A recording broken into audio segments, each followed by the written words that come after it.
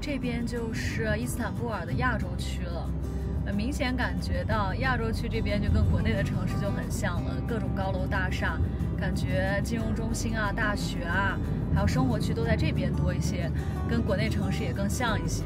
你看，对面都是各种的高楼，然后也是有2环、3环立交这样子。我们终于上高速了，感觉这边高速路况还真挺不错的，你看。这边也是高速公路的话是需要收费的。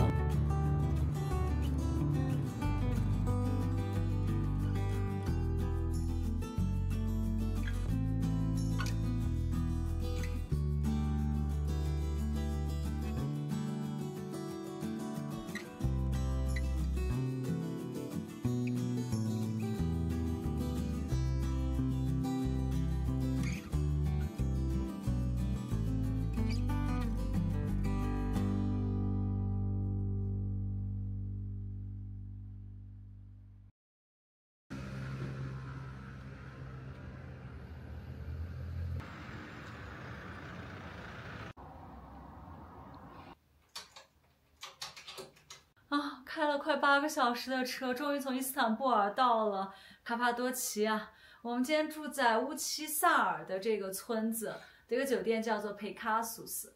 然后刚才小给我们展示了一下，这个阳台外面其实就可以看得到热气球的这个山谷了。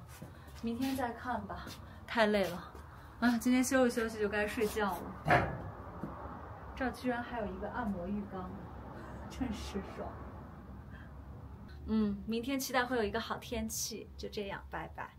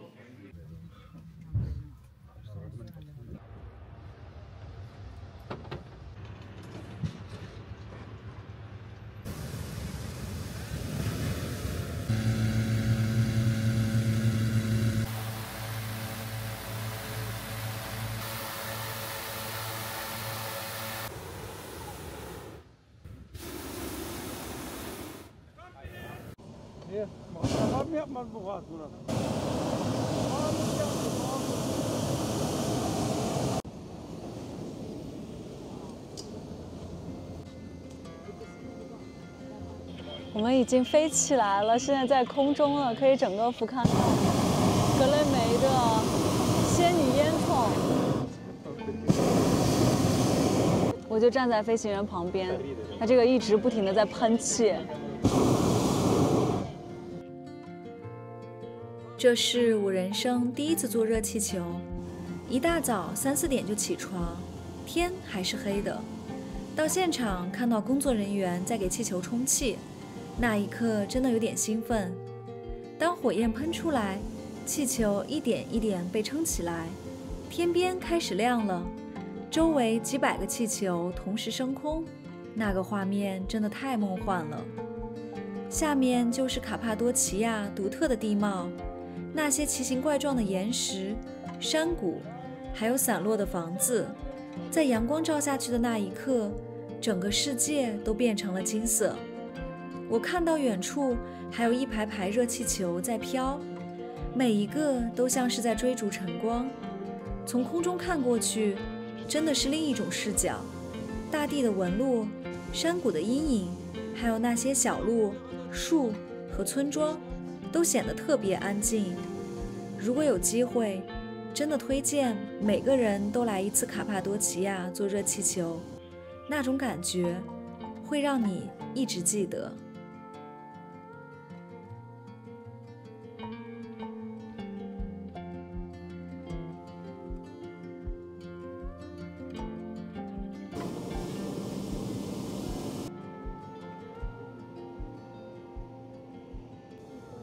这个体验真的是太不一样了，其实一点都不害怕，就是站它一会儿高一会儿低，我觉得飞行员的技术还挺好的，它一会儿放气一会儿加气儿。这边前面好像就是我们起飞和降落的地点了，那有气球在那正在充气。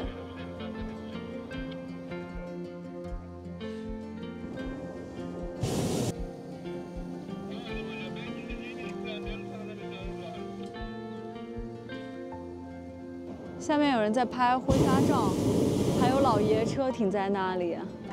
我这么早说冷死了吧？不过热气球也就只有这个时候才会飞，你看好几对呢。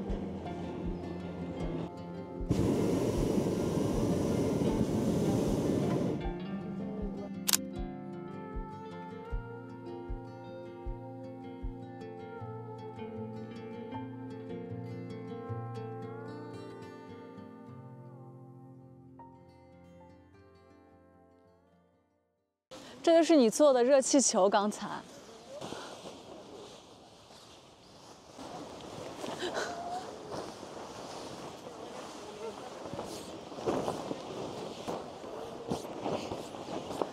One, two, three.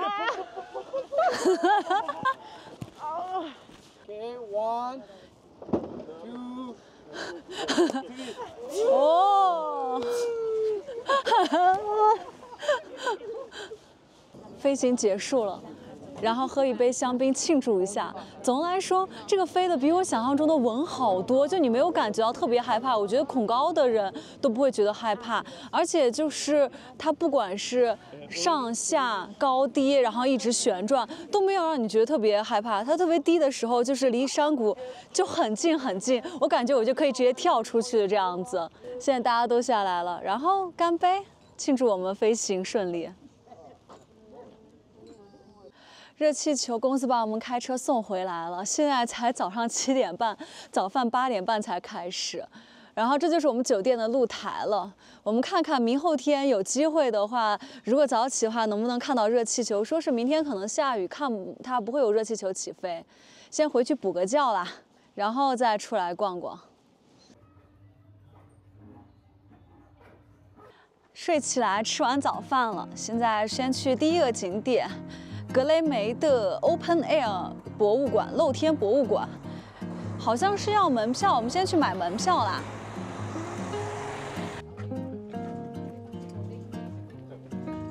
土耳其真的是门票刺客，在伊斯坦布尔经历了1天，花了200欧一个人的门票，然后现在光进一个露天博物馆看一看，一个人又是20欧。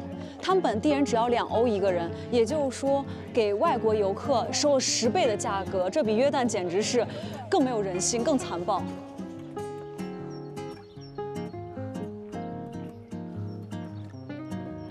这个露天博物馆呢，是联合国教科文组织的世界遗产，然后也是格莱梅这个地区的话呢最重要的文化遗产之一。它呢主要是10到12世纪的一些文物。包括一些早期的基督教风格的教堂啊，还有壁画。它那个时候应该是拜占庭时期的一些文化生活吧，大概就是这个样子。说里面还有岩石的教堂，我们一会儿会过去看一下。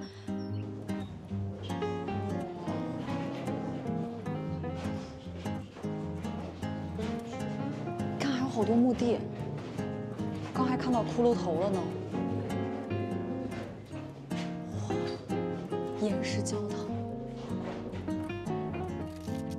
刚才看那个岩石教堂里面全都是各种壁画，这个倒罢了，我看地上还有好多个那个挖的墓坑，然后里面现在还有2具骷髅头在里面，都是11世纪的。那天哪！我说这人死了之后还对社会有贡献，每个人花了20欧过来看他，也是不容易的。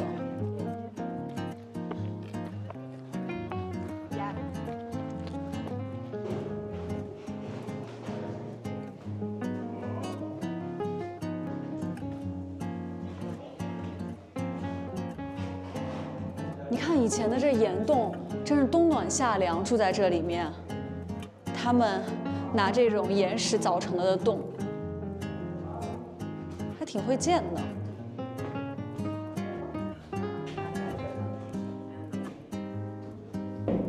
天哪！从刚才墓穴的长度和现在你看这个门，我就发现了这边的人从几千年前，他的身形就是又矮，然后又瘦的。我就说，在土耳其这几天住的那个床，就感觉像是我这个身高，然后刚刚好，他那个床刚刚好到底，就要1.8米的话，都你的脚都一直在外面。你看这下面这一个洞，就跟那东北那大炕一样，然后下面生着火，上面一个大锅饭给你在这儿做饭，旁边好多个小锅，刚刚好头可以顶上去，刚刚好都不用弯的。上面就是黑暗教堂了，这也是露天博物馆中唯一需要额外付费的地方，6欧一个人，很贵，但是我们还是去看一下。说是这里面的壁画呢，为什么叫做黑暗教堂？因为它没有受到光线和湿气的影响，所以保存特别完整。里面还有耶稣的生平、最后的晚餐，还有复活各种的描述。真是门票刺客！你说你都20欧的这个博物馆门票，你直接都给我含进去不就完了吗？还一会儿又里面又是这个，就是圆环套圆环，跟那俄罗斯的那套娃一样。哎，这么贵的门票，是不是一定在进去之前合个影？里面有工作人员看着，不让拍照，也不让摄影。看了一下，确实很震撼。它下面的部分，因为之前是伊斯兰教统一，所以它下面部分的眼睛、鼻子、整个人都被刮掉，特别可惜。上面部分都保存特别完整，包括耶稣受洗，然后到最后的晚餐、受难和复活，整个看特别清晰。逛完露天博物馆了，现在在高处看一下整个仙女烟囱的地貌。这个地方离格雷梅小镇其实很近，走过来就20分钟。远处有公路的地方，再往远看就是格雷梅小镇了。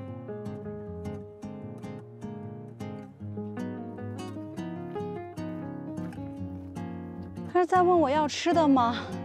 发现我没有吃的，我身上是有一股肉味吗？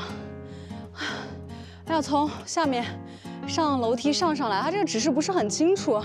找了半天找不到从哪个地方可以上来，哎呀，现在还有点下雨，山区天气就是不太稳定，啊，我觉得我们应该继续再往上走。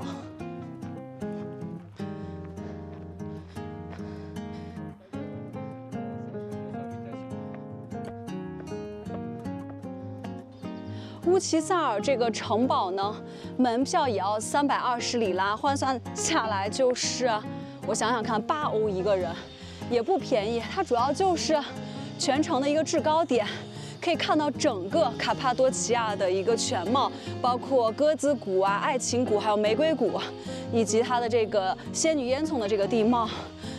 它呢，其实早在拜占庭时期之前，它就已经存在这个城堡，主要是防御来用的。然后在之后呢，奥斯曼帝国时期又荒废了，现在就是一个景点。看看。这边就可以看到整个全貌了。我实在不理解，你说现在这个时候，它要是有热气球飞该多好，非要把人折腾到3、4点就要起床，然后跑过去，一定要在日出前。然后飞行员说是因为那个时候的风是最小的，所以一定要在日出前起飞。我猜是跟人那个时候比较少，怕万一真出事故之后碰到就撞到这样。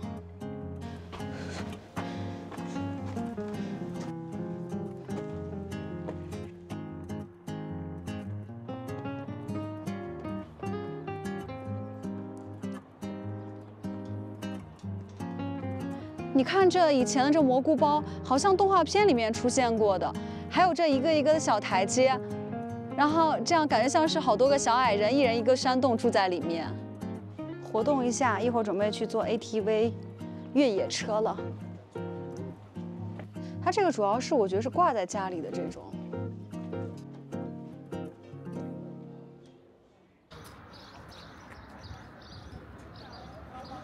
我们到了这个骑摩托的这个基地了，先给大家戴上头盔，然后做好准备。里面还有一个浴帽，为了防止你这个头盔跟头接触。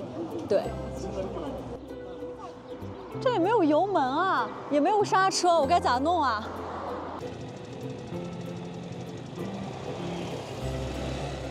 哎呦，刚才真的是吓死我！这我第一次骑摩托车，吓坏了。因为主要就是你没有办法把握方向，油门要一大的话，就是你要就是手就是油门就是加大油门，你就感觉你要冲出去了，然后你只能刹车。但是你刹车的话，你就又没法把握方向，它必须只有踩着油门的时候，它才能够把方向，或者说是手推着油门才能把方向。吓死我了！哦，我感觉真的是心有余悸，看看吧。看看一会儿能不能就是好一点，骑得好一点。然后我们现在到了第一个山谷，是蘑菇谷，看每一个都长得像一个蘑菇包一样。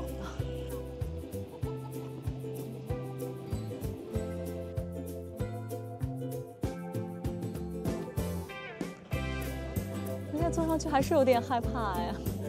还有晚上下一个挑战，我为什么要报一个2个小时的？我觉得1个小时体验就够了。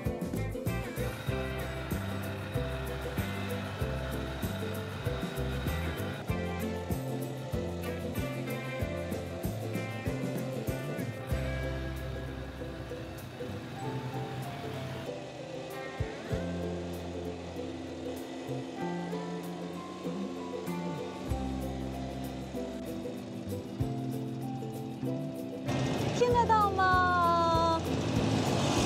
我们准备继续走啦。这灰好大，感觉骑一骑现在好多了。就是有一点感觉，就一定要开快，要不然你就没法转方向，反而就会更加难行动。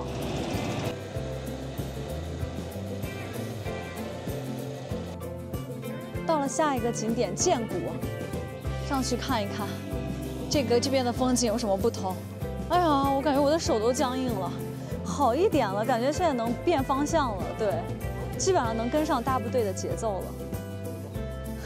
前面就传说中的剑谷了，你看它还挺会取名字的，一个一个像剑一样，但好像没有剑那么长。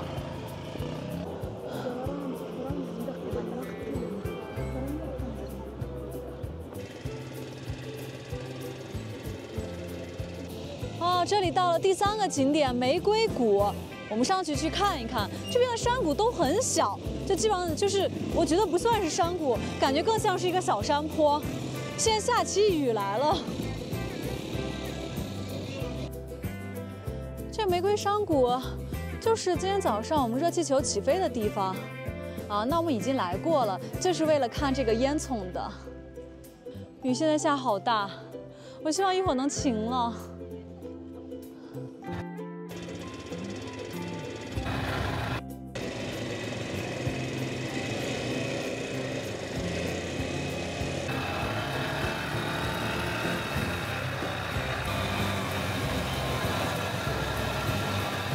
往回开的路上下大雨了，你看裤子全都湿透了，回去得换条裤子。现在在等接驳车把我们送回酒店。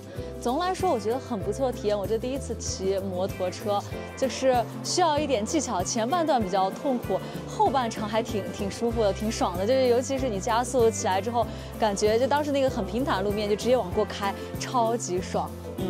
我觉得第一次的话是肯定可以学成的，而且价格也不贵，30多欧一个人吧，我们订的时候。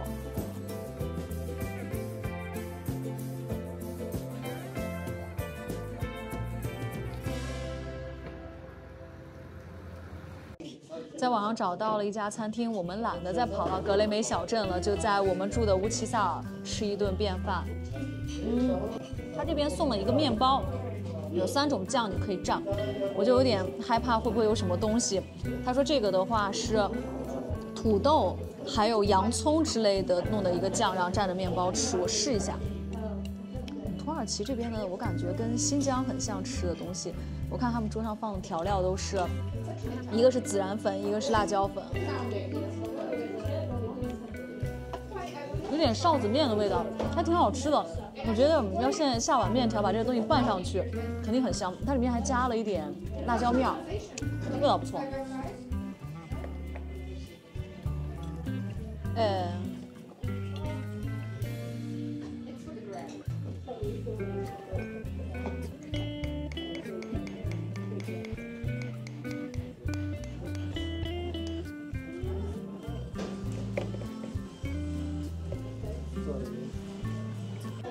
确定这玩意儿能吃饱？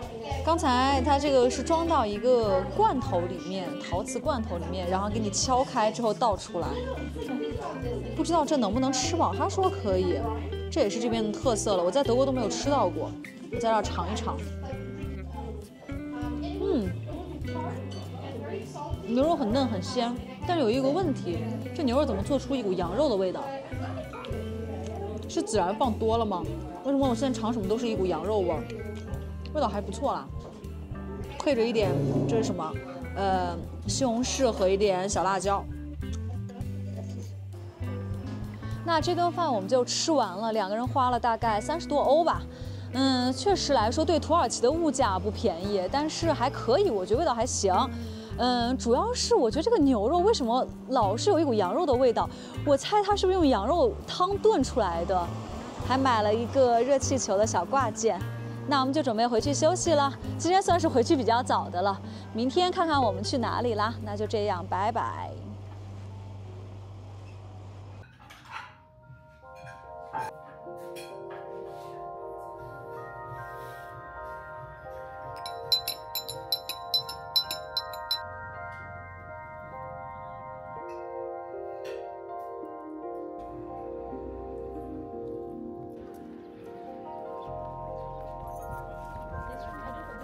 今天来到了戴林库尤地下城，又是13欧的门票，真是抢钱。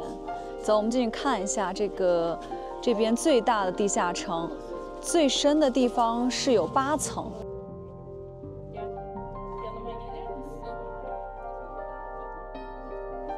这个地方呢，最早的话有可能是到公元前8世纪就有这个地儿了，然后后来的话，拜占庭人又把这个地下这个宫殿又扩建了。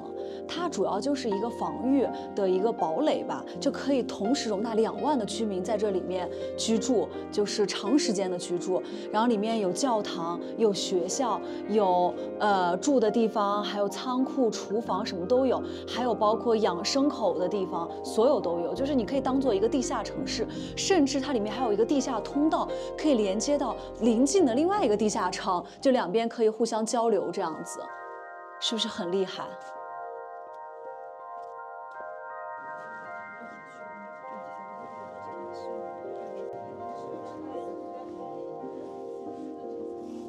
基本上都这样子，一个一个的山洞，可能都是不同用途的吧，就可以当做是一个房屋，地下的房屋来理解。你看这个地方，你就必须得弓着腰才能进，里面那个山洞最窄，最矮的部分就这么一点，哎呀。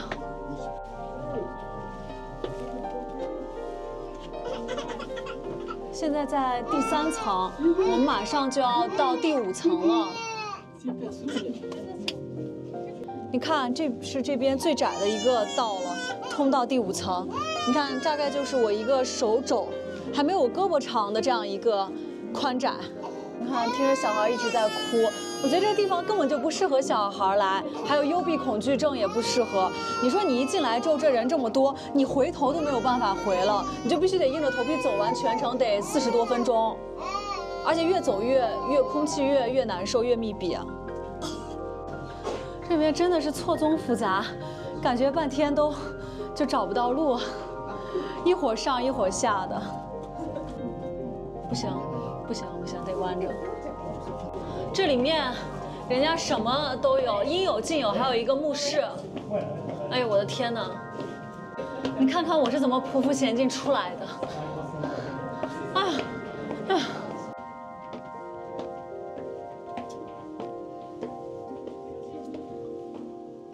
刚才路过了客厅，现在不知道这什么房间，卧室或者是吃饭的地方都有可能。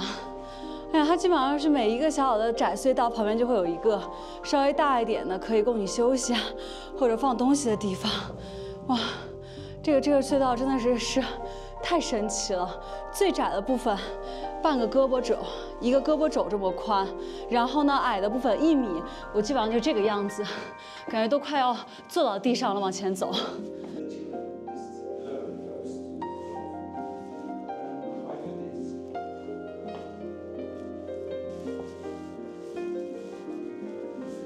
不行，感觉出来突然间好亮，眼睛要瞎掉了。这个里面比我想象的要大很多，深很多。它其实让游客参观的开放的区域只有大概5层楼那么高，实际上呢，说是它有8、9层楼那么深。就是很多地方你能看得到，它是拿一个栏杆给你就是圈起来不让你进，或者拿石头堵住的。但是呢，就是里面的世界无法想象，就可能你把那个东西都拿开之后，里面更深，更就是你就不知道里面有多深，有多大的地方。你想，它都可以有一条地下通道通到隔壁的一个地下城，你就可想而知它有多深了。然后上面有可能另外一个地下城呢，那个上面盖了一个茅草屋，就是一个空壳，然后下面的人就可以逃出来了。主要就是战乱的时候，它用作一个地下的一个堡垒和一个城内居民的一个转移的一个通道在。但我都在那想，你都设计这么复杂的地方了，你不能够直接把你的武器精进一下，把它消灭掉不就完了吗？是不是？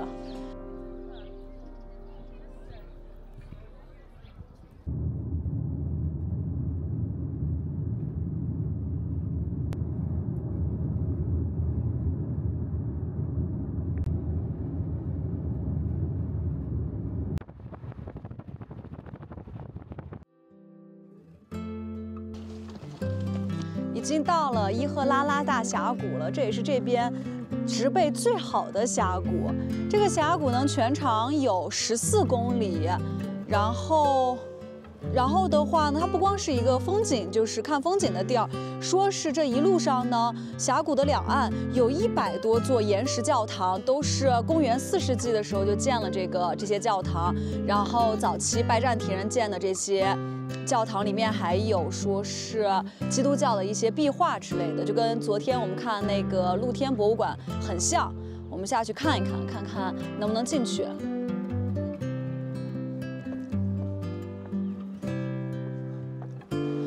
我看这边也有很多本地游客来这边散步转一转，它也这个徒步路线，你看全长14公里，可以直接到另外一个村。它总体的这个景点的设计跟国内的景点很像，就收你高额的门票，但是你像路线啊，包括卫生间、餐厅、咖啡馆都给你规划好了，你直接走就行了。不像德国的景点或者欧洲的景点吧，它其实这个峡谷是免费的，但是就是基础设施做也没那么好，卫生间没有，垃圾桶没有，餐厅也没有，你就只能这样的背上一堆干粮赶紧走这样子。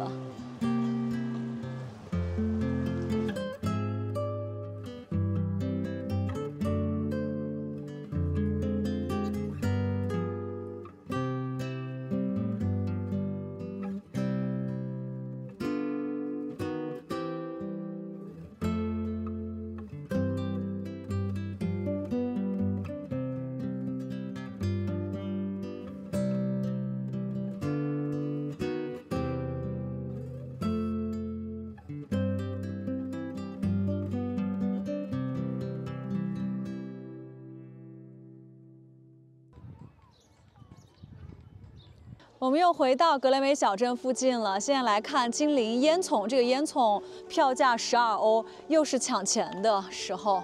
然后，因为它为什么叫精灵烟囱，是因为你看它每一个的这个柱子石柱很像蘑菇头，然后当地人呢就觉得这个蘑菇头会带来好运，像小精灵一样，所以叫精灵烟囱。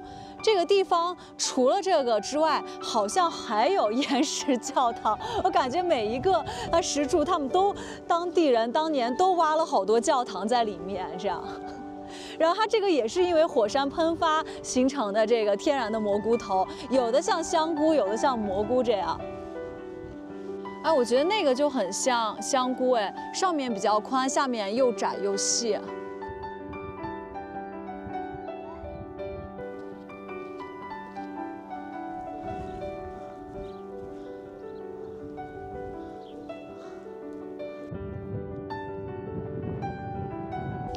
登到高处来看这个蘑菇山，哇，一堆一堆的蘑菇、香菇，还有金针菇，看得我都饿了。你说看，这居然是天然形成的，而且上下面两面颜色还不一样。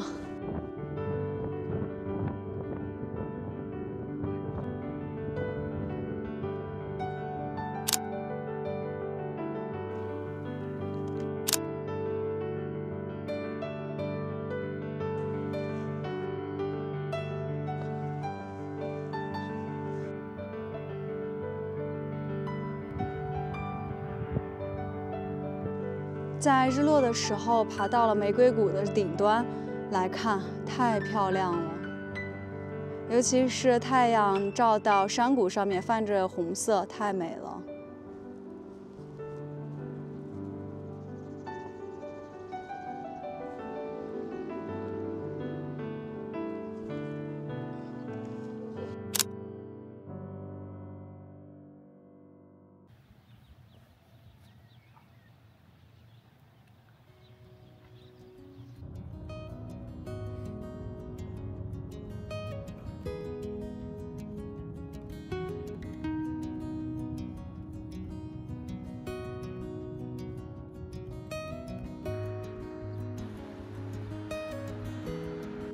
早上好，现在还不到6点钟，出来最微热气球，感觉今天天气更好了耶，一点云都没有，太壮观了。这是第一波已经起飞了，然后对面的话就是第2波正准备起飞的。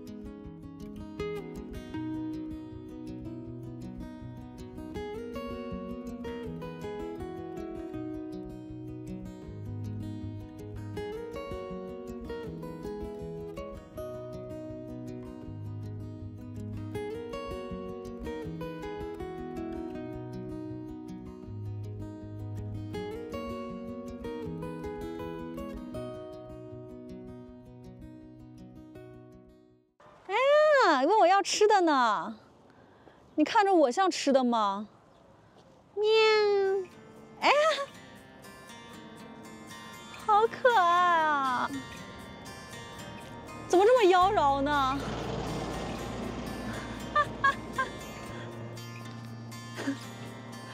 追完热气球了，我们现在准备去鸽子谷看看，离酒店走过去就10分钟。然后那个地方呢，它是很多个山谷，上面有好多个洞，是鸽子住的洞穴。然后还有很多人喂鸽子，过去看看是不是有很多鸽子。前2天那个坐在热气球上面的时候，路过过这个鸽子谷，然后现在过去瞧一瞧啦。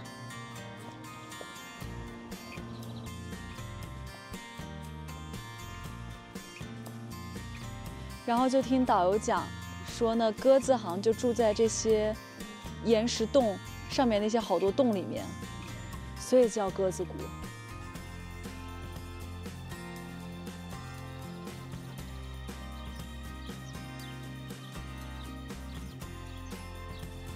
从鸽子谷出来之后，大概驱车10几分钟，我们到了一个叫 Kafusing 的小镇。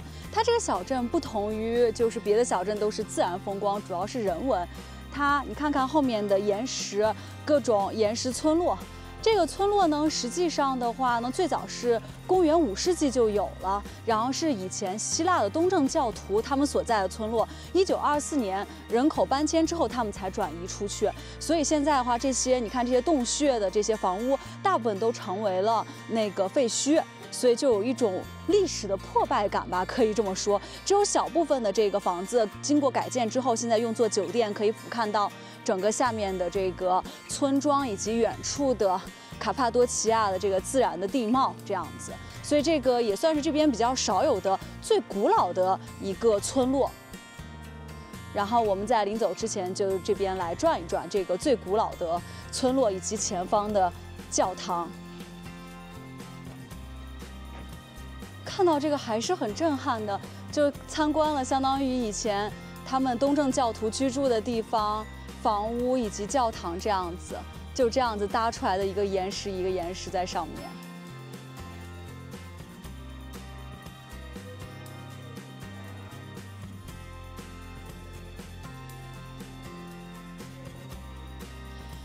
这个岩石教堂，包括这个屋子，确实还挺震撼的。这边我觉得还是挺少有的这种可以看到当时人居所的地方。那我们现在就准备开车继续去下一个景点了——棉花堡。这个要开7、8个小时才能到，所以我们现在就赶紧出发了。这样看来，土耳其国土面积还是挺辽阔的啊！唉，不知道棉花堡还有什么样惊喜等着我们。走啦，拜拜。